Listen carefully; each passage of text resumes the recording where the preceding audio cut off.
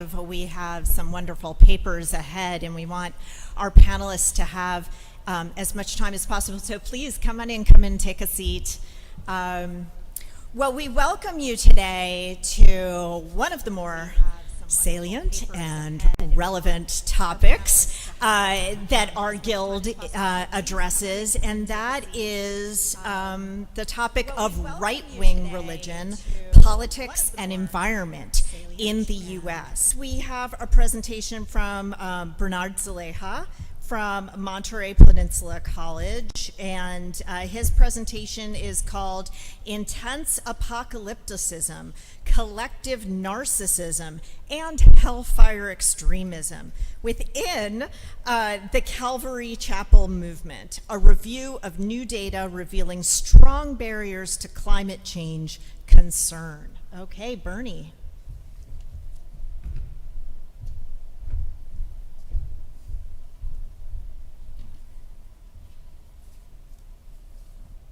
Greetings, everyone. Pretty much as soon as Lynn White declared that Christianity was largely responsible for current levels of ecological destruction in 1967, Christian thought leaders started mining the Bible and other parts of the tradition for environmentally friendly interpretations. There was a lot of excitement around this project. The late Peter Illian, a former Pentecostal pastor who participated in this project, beginning in the early 90s, by rereading the Bible with an ecological lens during a traverse of the Oregon portion of the Pacific Crest Trail with his llamas, he found in the Bible an environmentalist manifesto, a green gospel, and he believed that this new green gospel could make a real difference.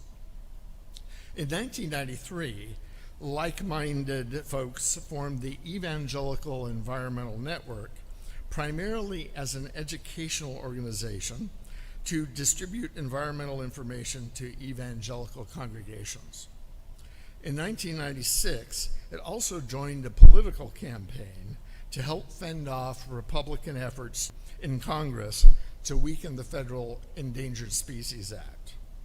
In the course of that campaign, evangelical lay theologian and environmental studies professor Calvin DeWitt declared that the federal Endangered Species Act was the Noah's Ark of our day, and that Congress and special interests were trying to sink it. As part of the campaign, DeWitt and other evangelical leaders organized a network of Noah congregations that pledged to oppose the congressional efforts to weaken the federal species protection. The campaign was successful, and evangelical participation was widely credited as a substantial factor in this victory. Among secular environmental advocacy groups, this victory created hope that new religious communities with the moral authority to make ethical demands for environmental protection were starting to emerge and just might break the long-standing political stalemate and increase public demand for climate action and environmental protection generally. So far, a quarter century on, this has not happened to any significant degree. Indeed, if anything, liberal Christianity is largely inactive, and evangelicals have become the foot soldiers for advancing anti-LGBTQ policies and a militant forced birth theofascism. After a 17-year career as an environmental litigator, I returned in 2006 to grad school, hoping to investigate this disappointing result. First down at the University of Florida in the discipline of religious studies, and then at the University of California, Santa Cruz in the sociology of religion and environmental studies departments. For my dissertation research, I sought to investigate why Christian environmentalism seemed to have amounted to so little. Between 2015 and 2018, I did field work in congregations in Arizona and California. I divided my visits between a fundamentalist confederation of churches known as the Calvary Chapels and liberal congregations affiliated with the Center for Progressive Christianity. I interviewed pastors, church members, and key leaders within religious environmentalism and conducted focus groups, including 2 just a few miles from here, one in Phoenix and one in Mesa. I attended many potlucks, coffee hours, community dinners, thereby engaging in a type of participant observation research. Mostly, though, I just went to church every Sunday for about 4 years, starting in 2014 and most intensively from May 2016 to May 2018. To see and hear contemporary Protestantism in person. Between Sundays, I listened to countless sermons of Calvary Chapel pastors, thanks to their practice of creating massive online archives of their sermons. When I was personally in the church setting, I mostly observed and asked non-triggering, innocuous questions. I found substantial indifference or outright hostility to environmental concerns and climate mitigation in all my Calvary Chapel sites. Today, due to time constraints, I am limiting myself to discussing just my Calvary Chapel sites and these particular observations and findings. Number 1, chapelers have internalized an intense apocalyptic end-time belief in the imminent rapture, followed by 7 years of tribulation, and in turn followed by the supernatural destruction of planet Earth. Given that these end-time events could begin literally any second now, any concern about climate crisis, mass extinction, or any other environmental problem is, at best, a tragic distraction. Number 2, chapelers believe that saving people from eternal punishment in hellfire is their primary responsibility. Number 3, chapelers experience an emotionally charged and pleasurable collective narcissism binding them to the chapler movement and its anti-environment and anti-queer ideology. This collective narcissism is built into the very structure of their theological beliefs. Number 4, there are several other aspects to evangelical theology and metaphysics that, in combination with these just listed factors, serve to create a near absolute barrier to any climate change or environmental concern within the overwhelming majority of the chapler social community. Indeed, over the course of 3 years, I did not find any parish members or their pastors or elders who would acknowledge any environmental concern or responsibilities, save one thing: evangelicals shouldn't litter. That's it. Given my very limited time here today, I cannot elaborate much on these findings. However, over the past year at 2 conferences and in my response to Dr. Veldman's lecture at the University of Florida this past April, I have elaborated each of these factors in much more detail. If you are interested, you can search my name on YouTube. Today I will expand a bit more on the collective narcissism that I observed. The concept of collective narcissism was conceived by the social psychologist Agnieszka Golick-Zabala and her various collaborators, who have developed and empirically investigated this phenomenon over the last decade. Inspired by the work of Theodor Adorno, Wilhelm Reich, and Erich Fromm, they theorized that individual narcissism, which is an excessive self-love or inflated, grandiose view of oneself that requires continual external validation, might also find expression as collective narcissism. they hypothesized that if people can be narcissistic about their personal identities, they can also be narcissistic about their collective identities. This phenomenon helps explain the emotional payoff some evangelicals receive for their devotion to a form of theologically conservative American Christianity, which teaches its adherents that they are piously superior to everyone outside the community, which teaches God loves them most.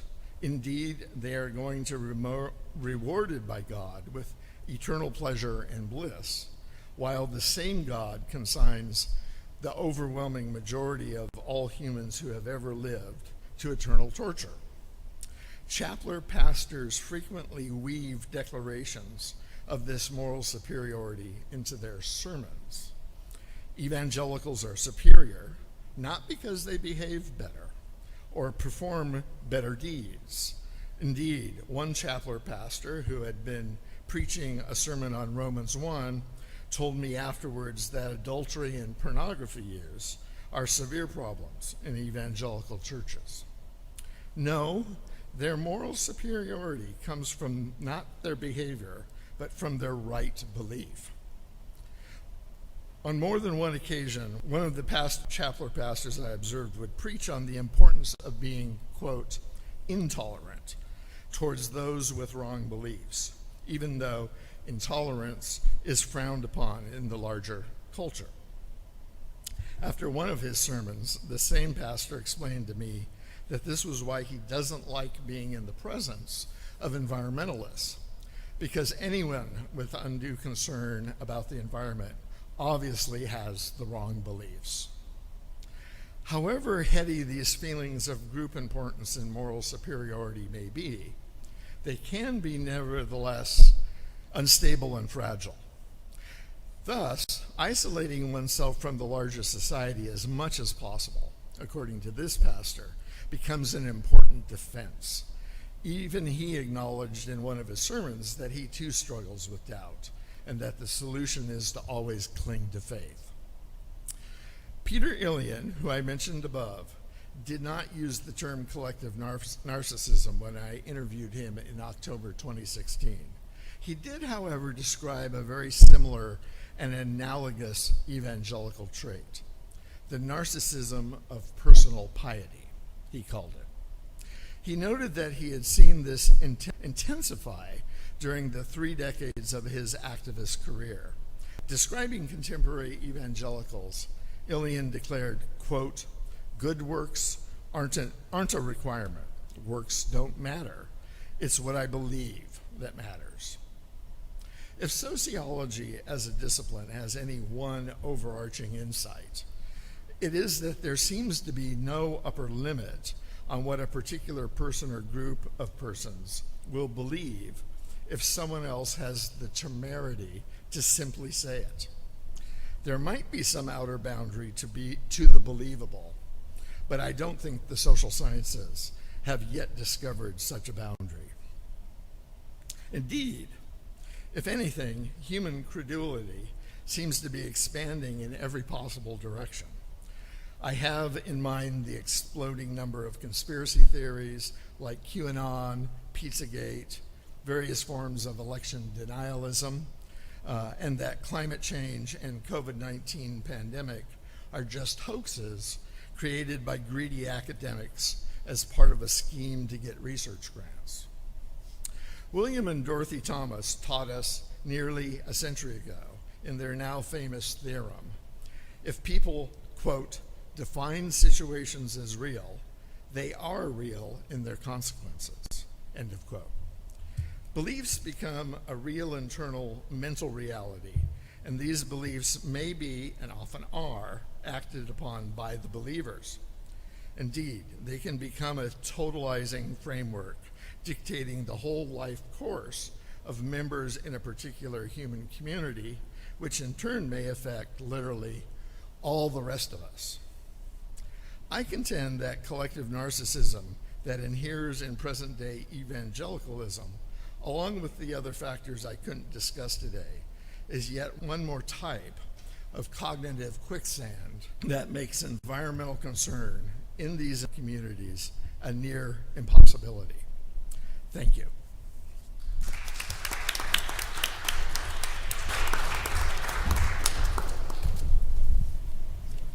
Okay, wow, this is amazing. I now invite us into some Q&A. Wow, there's just so much to dig into in this panel. I've got the microphone so that people who are tuning in virtually can also listen to us. So, who wants to start us off? Okay.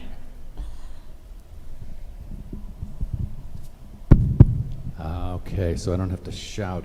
Wow! Okay, I got that out of my system.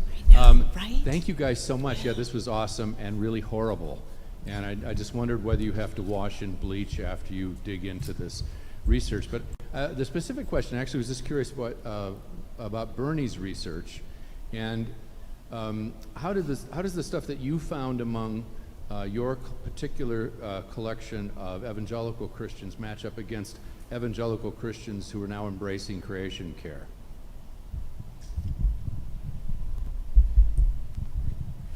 I mean, I think that, you know, we can argue about how representative are the chapelers of white or evangelicalism in general. However, you know, I think that the best example that the chapelers are pretty representative would be having been presented to us courtesy of the example of Donald Trump. You know, in 2015, when he came down the golden escalator, nobody thought he had any kind of a chance. Then it turned out he did in fact have a chance to win the nomination, but nobody thought he could win the general election, but he did. And, you know, exit polling and the Pew did, you know, very careful surveys of that, of 77% of white evangelical parishioners supported Trump and were very excited about him. Now, I think probably most people in this room experienced 4 years of a Trump presidency and thought, okay, everybody now understands this was a huge mistake. But no, amongst white evangelicals, the support for Trump in his 2020 reelection went up. They said, man, we've seen 4 years and we'd like some more of that.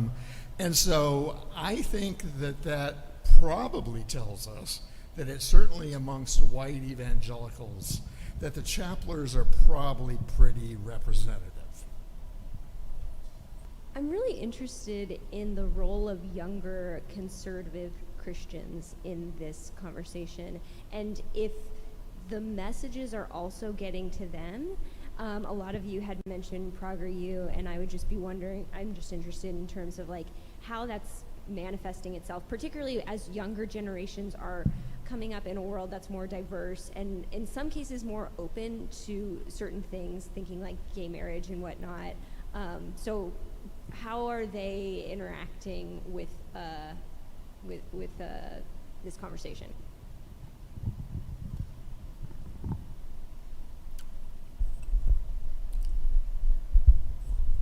During my period of research, I was kind of actively looking for any signs that I was aware that there was the Young Evangelicals Climate Action movement that was specifically designed to reach people 30 and under by the ENN. They decided they needed a youth element. And in the course of my research, you know, it's certainly when I was out observing, I just didn't see any sign. Maybe one anecdote, you know, I was sitting at a dinner table and there was one young person there, and I just kind of picked up a vibe because I asked the question, do you know of anybody in your congregation that has any concern about climate change? And he kind of seemed like he was being consciously not answering the question Like maybe if he did, he'd say something that would get him in trouble with his community. But when I was interviewing one of the co-founders of the Young Evangelical Climate Action, I said, so do you feel like the folks in your movement of young evangelicals are kind of ready to accept the recognition that if you're going to accomplish anything on climate action, it means you're going to have to start voting for pro-choice Democrats? And this guy who'd been involved in founding this network of young evangelicals just seemed shocked that I would even suggest that being concerned about climate change might mean he would have to start changing his political behavior. So, to me that was a very sad finding that I found in this interview with somebody founding an evangelical climate action movement. My question So much fun. Okay, just go kind of deals with how I guess the environment is being constructed as not sacred, like there was another session earlier where the mediation was going towards nature as sacred, but this seems to be like deconstructing that. So I was kind of wondering how you saw the sacred being constructed or constructed or deconstructed in these discourses. Bernie, you had also a comment. I just wanted to quickly go back to the last question. Sure. On how a chapler evangelical would respond to the question of the sacredness of the earth.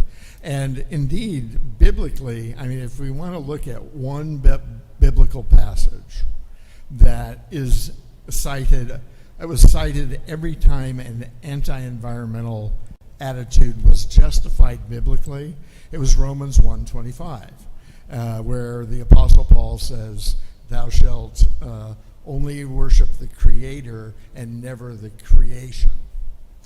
And so, indeed, the idea of being concerned about the creation, was one of the things that showed you were spiritually in peril. So, in terms of how they justify justify their attitude that nature is very specifically not sacred, that would be the verse they would, turn to over and over and over again. Okay, we have 3 minutes left, so does anybody have a quickie, as it were?